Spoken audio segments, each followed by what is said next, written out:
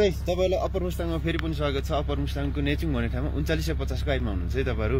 तलबाट आउँदाखेरि तपाईलाई गाह्रो साह्रो केही टाउकुसाउ दुख्ने केही गाह्रो भएर छैन नि हैन। यहाँबाट जाँदा चाहिँ अझै गाह्रो हुन सक्छ क्या। अब चाहिँ 14 किलोमिटर 46 को हाइटमा पुग्नुहुन्छ तपाईहरु। हजुर 46 को हाइटमा पुग्नुहुन्छ। त्यसकारण यहाँ गाह्रो भएको मान्छेले चाहिँ माथि जाँदा अझै गाह्रो हुन सक्छ क्या। हाइ लाग्ने समस्या हुन्छ, बान्टा हुन्छ, त्यो रिङ्गता लाग्छ, त्यस्तो हुन्छ क्या। गाह्रो भाषा चाहिँ यतै बस्नुस्, तपाईहरुले तपाईहरु साथीहरुसँग फर्किन सक्नुहुन्छ है। गाह्रो भाषा हुनुहुन्छ चाहिँ जानुस्। तपाईहरु अब यहाँदेखि 46 को हाइटमा चाहिँ कोरोला बोर्डर चाइना, नेपाल र चाइना बीचको कोरोला बोर्डरमा जानुहुन्छ। त्यहाँ चाहिँ हाम्रो 24 नम्बर पिलर छ है। त्यो 24 नम्बर पिलर चाहिँ 10 गज क्षेत्रमा छ। 10 गज क्षेत्र भनेको चाहिँ दुवैतर्फको जमिन जोडिएको जमिनको बीचोबीच स्थानमा चाहिँ हाम्रो 24 नम्बर पिलर छ है।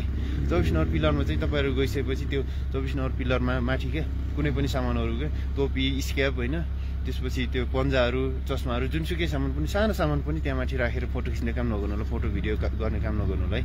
त्यसपछि गइसकेपछि त्यो पिलरलाई अरेस्ट लाएर हैन टेकेर अलि नरम तरिकाले फोटो खिच्ने काम नगरिनु होला है। त्यो चाहिँ गर्न अलि अलाउड छैन क्या। नजिक गएर मात्रै हजुर त्यसको साइडमा बसेर चाहिँ त्यो 24 नम्बर पिलर देखिने गरी फोटो खिच्न पाउनु भयो। तर त्यसलाई अरेस्ट लाएर टेकेर अलिक फोटो खिच्न पाउनु हुन्न है। त्यो चाहिँ त्यसपछि त्यहाँ गइसकेपछि चाहिँ के छ भन्दा हाम्रो पिलरदेखि अगाडि त्यो कार्यतार छैन, कार्यतारतिर धेरै अगाडि नगइदिनु होला है।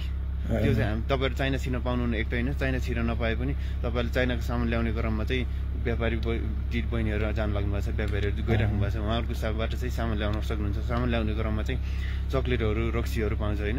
त्यो सामानहरु छोटो सामान ल्याउनु होला। यहाँबाट कसैले लगेर बिक्री गर्छु भन्ने हिसाबले नलग्नु होला है। त्यही नै हो। अरु स्वास्थ्यको ख्याल गर्नु होला। Thank you.